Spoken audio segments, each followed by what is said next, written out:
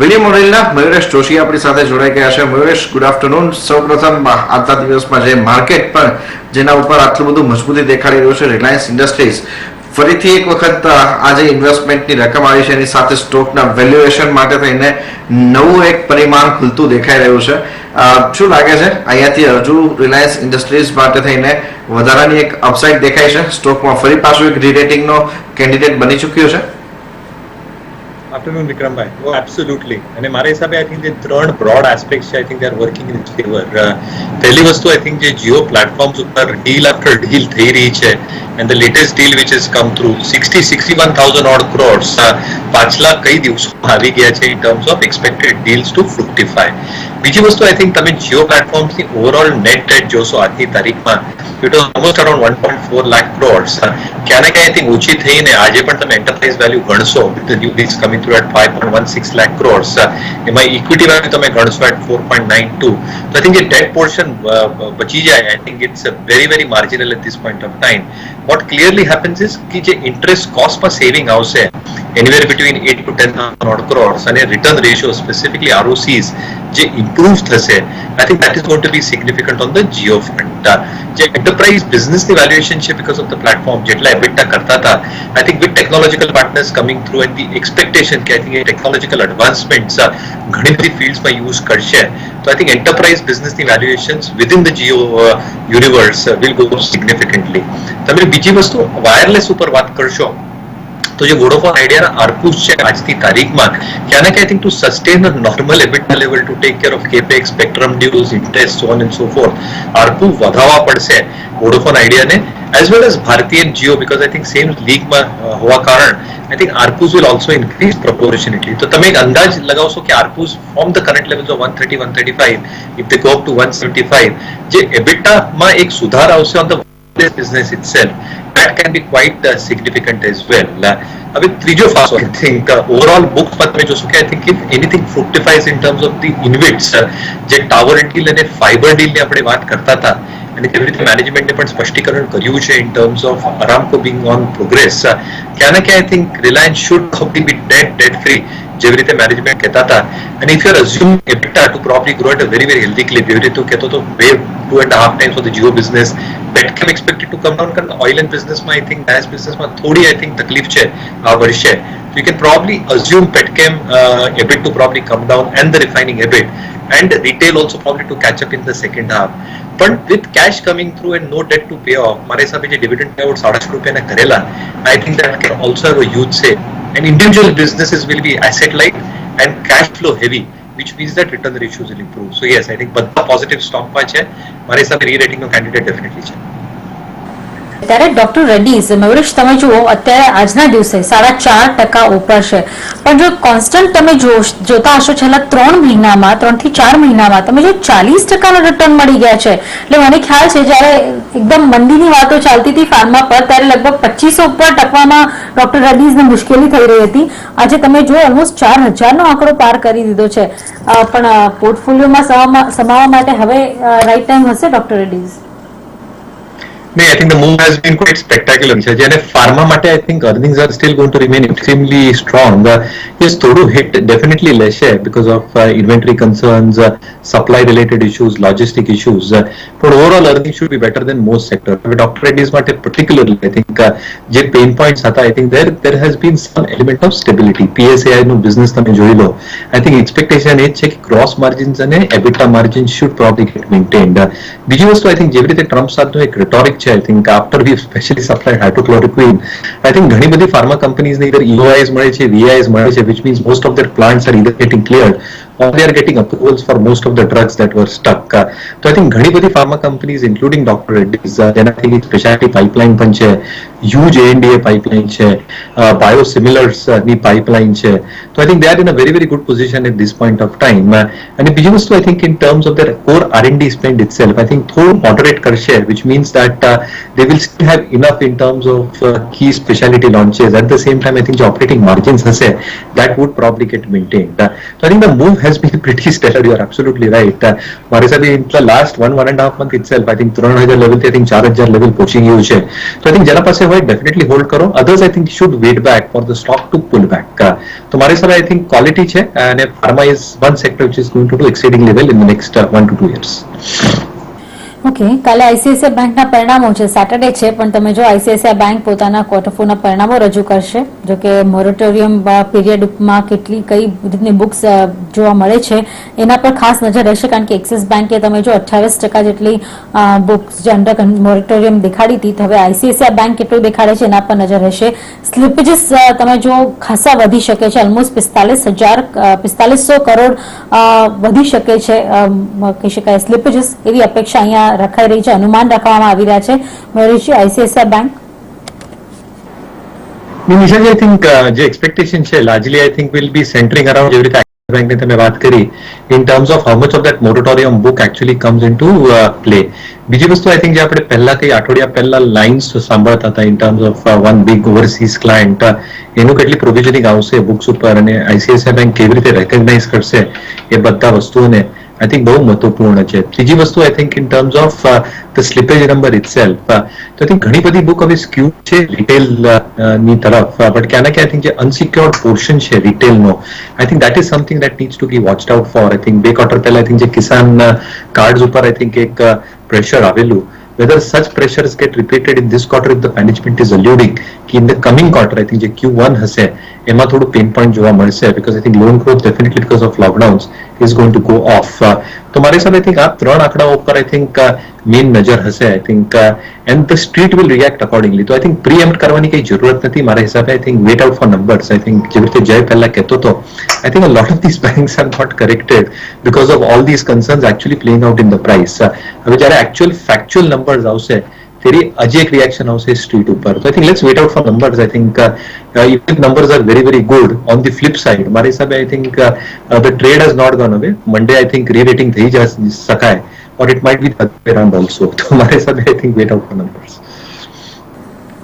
Okay, વરિષ્ઠ આજે insurance companies ઘણી બઝિંગ છે, આઈસીઆઈસીઆઈ લોમ્બાર્ડ તમે જોઈ લો, એસબીઆઈ લાઈફ, એચડીએફસી લાઈફ, કારણ કે અત્યારે આપણે જોઈ રહ્યા છીએ જે સિચ્યુએશન છે મેડિકલી, તો ઇન્સ્યોરન્સ માટે બધા જ અત્યારે લેવાની ઉતાવળ કરતા હશે, અને હવે તો બધા ઇન્સ્યોરન્સ કંપનીને COVID-19 એમાં એડ કરવાની પણ ભલામણ કરવામાં આવી છે. ઇન્સ્યોરન્સ કંપનીઝ અત્યારે લાગે છે લઈ શકાય ત્યાં વ્યૂ?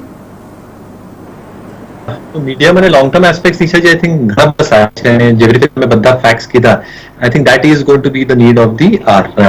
બીજી વસ્તુ I think જે ઇન્ડિવિજ્યુઅલી રિઝલ્ટ્સ તમે જોશો, I think everybody had pointed out to the same thing. I think જે કલેક્શન્સમાં થોડી I think તકલીફ થઈ because of the lockdown in last 15 days of March, clearly affected premium collections. પણ બીજી વસ્તુ તમે જુઓ કે I think જે રિટર્ન ઓન એમ્બેડેડ વેલ્યુ છે ઘણી બધી લિસ્ટેડ પ્લેયર્સની જે એમ્બેડેડ વેલ્યુ છે, એસબીઆઈ લાઈફ હોય, એચડીએફસી લાઈફ હોય, I think that has been increasing at a very very steady clip. અને જે રિટર્ન ઓન એમ્બેડેડ વેલ્યુ છે at 17-18% for a stock like SBI Life for example, I think it's very very good. બીજી વસ્તુ I think in terms of persistency ratios, 13.60th month, I think I think that is going to be extremely critical, and those ratios have remained extremely strong. Solvency ratios થોડા ઓછા થઈ ગયા છે because I think the equity values have come down, and that is the prima facie reason, but they are still very very attractive and very very strong. And I think the product mix છે નિશાજી, I think જે non participating છે, જે protection plan છે, for example SBI Life non participating has gone to 7%, the protection plans have gone to 9%, value of new business margin નવા ધંધોથી margin આવશે that's at 18-19%. So I think ઘણા બધા positive factors છે which also get offsetted in terms of slowdown pressures exchange એટલે first quarter will also be a little bit low. At the same time I think જે નવા tax slabs આવ્યા છે, I think 10 lakhs ના નીચેના જે I think income earners છે, they probably have an option whether to save or not to save in insurance policies. તો કેવી રીતે insurance companies gear up થશે to probably attract this part of the income earning population, I think that is going to be critical. So મારા હિસાબે I think yes, medium to long term play insurance sector definitely છે. Momentum ના હિસાબે I think SBI Life is something that we continue to like.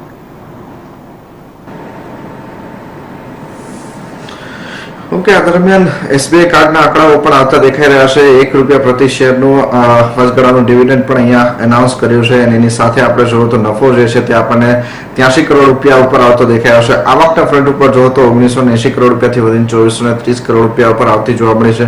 આ આંકડાઓ ખાસ આપણે જોઈએ તો બિફોર COVID-19 જે ઇમ્પેક્ટ હતા લોકડાઉનના એ પહેલાના છે.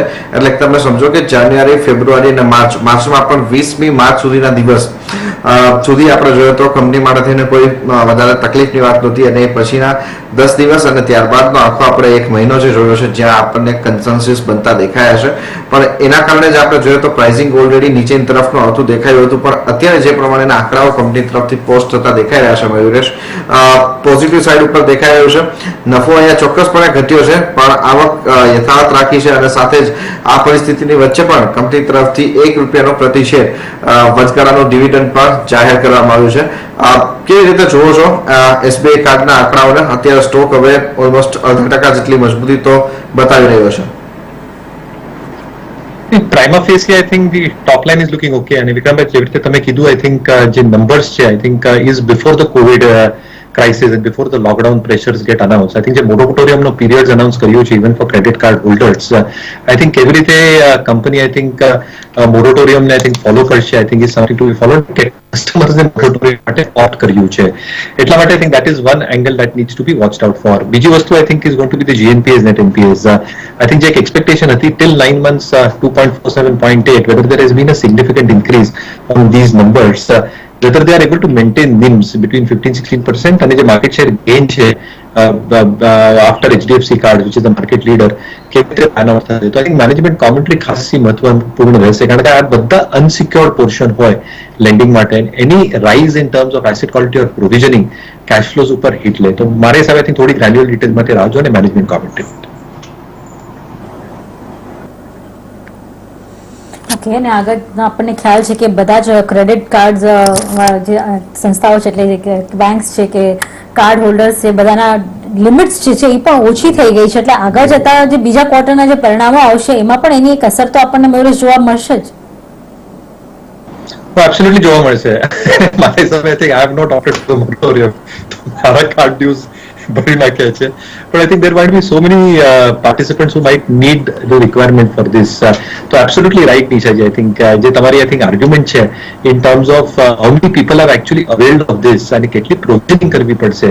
I think that is one big factor to be watched out. Specifically આ લાઇન ઓફ બિઝનેસ માટે એટલા માટે આ ગ્રેન્યુલારિટી છે જો કહેતો હતો એસેટ ક્વોલિટીને લઈને, પ્રોવિઝનિંગને લઈને, in terms of how much cash flows will get impacted because of moratorium, એ બધી મેનેજમેન્ટ કોમેન્ટરીથી સ્પષ્ટ થશે. એટલા માટે I think granular details માટે રાજો for all these important criteria to be watched out.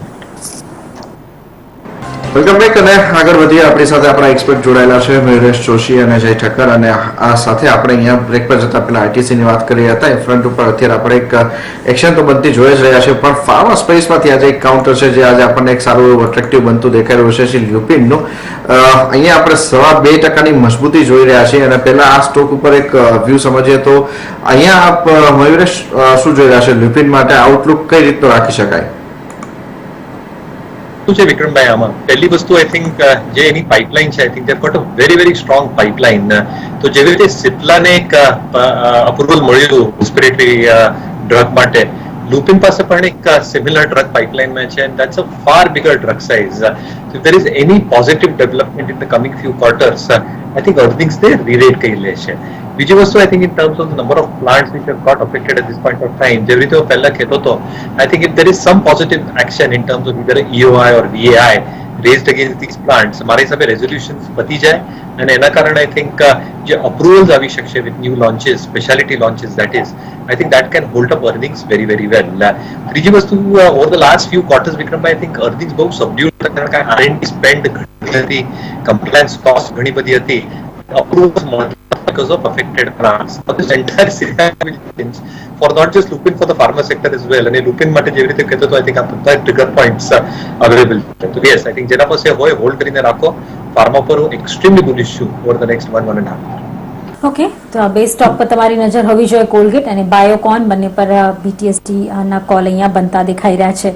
ત્યારે જ તમે બ્રેક પર જતા પહેલા એક મોન્ટાજ પ્લે થતા જોયો જેમાં અમે જે એન્કર્સ છે એમાં એમના મમ્મી સાથે છે એટલે મધર સાથે પિક્ચર્સ તમે જોયા હશે કારણ કે આ સન્ડે આપણે મધર્સ ડે સેલિબ્રેટ કરશું બધા પોતાના મમ્મી સાથે રહેતા હશે અથવા તો દૂર રહેતા હોય તો બધા કોલ કરીને એમને વિશ કરશે પણ આજે આપણે મધર્સ ડે સેલિબ્રેટ કરી રહ્યા છે કારણ કે અત્યારે બધાને સામનો થતો હશે કે માં જે છે કઈ રીતની સ્ટ્રોંગ હોય છે કઈ રીતની મલ્ટીટાસ્કર હોય છે અને આજના આવા ક્રિટિકલ સિચ્યુએશનમાં એમની સલાહ કેટલી અત્યારે કામ લાગે છે તો મયુરેશજી કોઈ મધર્સ ડે પિક સાચી છે નિશાજી, and absolutely we should be very very grateful and thankful to all our mothers. તો આ સમયમાં આઈ થિંક મારા હિસાબે જે રીતે કહેતો તો આઈ થિંક ફાર્મા અને સ્પેશિયાલિટી કેમિકલ્સ આઈ થિંક ફાર્મામાં Alkem labs is something that I would still prefer. મારા હિસાબે આઈ થિંક જે પોર્ટફોલિયો છે એલ્કેમ લેબ્સનો ડોમેસ્ટિક પોર્ટફોલિયોમાં આઈ થિંક જે પ્રાઇમરી સેલ્સ છે એન્ટી ઇન્ફેક્ટિવ્સમાં નંબર 1 પ્લેયર છે and it's also gaining ground other therapeutic treatments.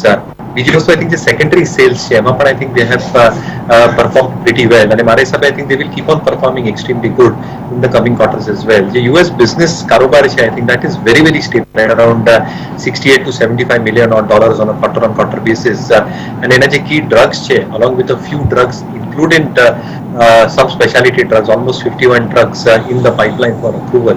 I think ये थोड़ो एक stability આવશે US business માટે. તો overall EBITDA margins maintain at 90-20, very very less debt on the balance sheet. I think બહુ healthy balance sheet છે and expectation એ છે કે return ratios જે છે specifically ROEs will improve very very well in the coming few quarters as well. તો મારી pick હશે Alkem. Okay, તો આ મધર્સ ડેની પીક આપણા બંને એક્સપર્ટ તરફથી આવતી આપણને દેખાઈ રહી છે. લાર્જ કેપના ફ્રન્ટ ઉપર જે કાઉન્ટર્સમાં આપણે એક પ્રેશર જોઈ રહ્યા છે એની સાથે સાથે આજે કેટલાક નાના કાઉન્ટર્સ એટલે કે મિડ સાઇઝના કાઉન્ટરની અંદર પણ વધારાનું પ્રેશર દેખાયું છે. લોરસ લેબમાંથી જે હિસ્સેદારી વેચવાના સમાચાર આવતા દેખાયા આ સ્ટોકની અંદર પણ આપણે સારો એવો ઘટાડો જોયો. અત્યારે જો 10% ઘટાડા સાથે અહીંયા આપણને કારોબાર થતો દેખાઈ રહ્યો છે. ઓલમોસ્ટ 10.5% ઘટાડો છે. 10% તો લગભગ કદાચ પ્રથમ સર્કિટ આવતી હશે. તો એ કાઉન્ટર જુઓ, લોરસ લેબનું છે અત્યારે અહીંયા આપણે ઘટાડો જોઈ રહ્યા છે. મયુરેશ, આપનો કોઈ વ્યૂ અહીંયા લોરસ લેબ માટે થઈને, કારણ કે આપણે હમણાં જ કીધું કે એક ફાર્મા માટે આપનો વ્યૂ ઘણો બુલિશ છે. No, absolutely. And Vikrambai, Apple stock has done phenomenally well. તો તમે જોશો આઈ થિંક ઇવન જે લાસ્ટ ક્વાર્ટરના પરિણામો હતા I think gross margins maintained about 50% EBITDA margins at 20. Management is still very very hopeful of maintaining EBITDA margins between 19 to 20%. બીજી વસ્તુ I think જે non ARV APIs છે now they are almost 64% અને key segment જે oncology છે, dermatology છે, they are high margin segments જ્યાં focus કરે છે. બીજું I think even within the core API business itself or the ARV API business ત્યાં કારણ I think margin should probably remain very very strong. જે formulation ધંધો છે ત્યાં આઈ થિંક સ્ટેબિલિટી આવશે કારણ કે લોન્ચેસ આવશે ધી એક્સપેક્ટેશન લાર્જલી ઇઝ 150 મિલિયનનું રન રેટ મેન્ટેન કરશે આ company going forward as well. તો return ratios, EBITDA margins, however I think the news has caused a dampener. તો મારી સાથે I think થોડી રાહ જોઈ જઈએ if people have not invested into this. અને જનરલી I think ફાર્મા માટે હોય એક ઇન્ટરેસ્ટ તો મારી સાથે I think go for pharma fund કારણ કે ઘણા બધા સ્ટોક્સ મળી જશે ફંડમાં અને જેવી રીતે હું કહેતો હતો I think there will be a lot of diversity within that pharma fund itself. So એક thematic pharma fund લઈ લો. I think you'll probably get very good returns over the next 1 month. Okay, વધુ એક mid સાઇઝનું counter છે જેના ઉપર જ આજના દિવસનો એક ટ્રેન્ડ વીકનેસ તરફ નાખ્યો છે, વધતો દેખાઈ રહ્યો છે. જોઈએ એવું સ્મોલ ફાઇનાન્સ બેંક છે, 5%નો ઘટાડો આજે પણ આ કાઉન્ટરમાં આવતો દેખાઈ રહ્યો છે. અને સામે બીજા કેટલાક કાઉન્ટર્સ જોઈએ જેમ કે એડેલોઇસ ફાઇનાન્શિયલનું છે, ત્યાં આપણે 5%ની મજબૂતી જોઈ રહ્યા છે. HDFC લાઇટમાં પણ જુઓ તો 5%ની મજબૂતી તરફનો કારોબાર થતો દેખાઈ રહ્યો છે. નેટટેક સિનારીઓ આપણે જોયો તો જે સર્ટેન કાઉન્ટર્સ છે મિડ સાઇઝના ફ્રન્ટ ઉપર જેમાં આપણે પરિણામ આધારિત મુવમેન્ટ જોઈ છે, એ બાદ આપણને ઘટાડો કન્ટિન્યુઅસ વધતો જ દેખાયો છે. એવું સ્મોલ ફાઇનાન્સ બેંક પણ એમાંનું જ એક કાઉન્ટર છે. આ જે એવું સ્મોલ ફાઇનાન્સ બેંક છે મયુરેશ, અહીંયા આપ હજુ વધારે વીકનેસ જોવો છો કારણ કે આ કન્ટિન્યુઅસ આપણે 5% ઘટાડા સાથે જ કારોબાર જોઈ રહ્યા છે આ સ્ટોકમાં. Unfortunately, Vikrambai, I think एक ट्रिगर लिमिट्स में आ गई है, सर्किट लिमिट्स में. तो क्या ना क्या I think જે બિઝનેસ મોડેલ છે I think till the going was good. I think બહુ સરસ રીતે I think ચાલતું તો હજી પણ બિઝનેસ મોડેલમાં કંઈ ખોટું નથી. પણ ક્યાં ના ક્યાં I think જે ફિયર ફેક્ટર છે I think કેટલી રિસીવેબલ્સ આવશે, કેવી રીતે ડિસ્બર્સમેન્ટ્સ થશે, કેવી રીતે પ્રોવિઝનિંગ થશે, if one portion of their book probably goes bad. I think આ બધા ફેક્ટર્સ માટે I think જે અંડરવેલ્મિંગ પ્રાઇસ એક્શન તમે જોશો that is probably getting played out. તો એટલા માટે જ I think કંઈ પણ NBFCs or small payment banks હોય મારા હિસાબે I think wait out for the numbers. I think કોઈ ઘાઈ કરવાની જરૂરત નથી, because you probably going to see a very slow and gradual recovery rural અને અર્બન એરિયાઝમાં. તો મારા હિસાબે I think that is one of their biggest strengths is markets, જ્યાં demand I think will come back very very gradually. એટલા માટે I think numbers થોડા normalise કરવા પડશે. એટલા માટે wet out for numbers. Management શું કહે છે I think let's have a look and then will probably take a call.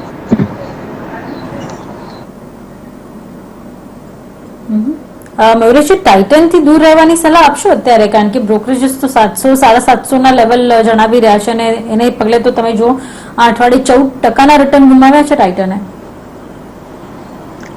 I think day factors in Nishaji Pachu, I think in terms of gold pricing itself and everything, I think volume growth thase. So I think there are huge amounts of uncertainties at this point of time and એટલા માટે I think uncertainty આ stock price ઉપર play out છે. બીજી વસ્તુ I think discretionary સ્પેન્ડિંગમાં I think તમે watches સેગમેન્ટમાં પણ જોશો. આઈ થિંક જે હાઈ પ્રીમિયમ વોચિસ છે I think people will defer all this purchases for some length of time. તો મારી હિસાબે I think deferment of purchases along with prices remaining a little bit on the elevated level and a fixed cost probably remaining very very constant in terms of operating all their stores.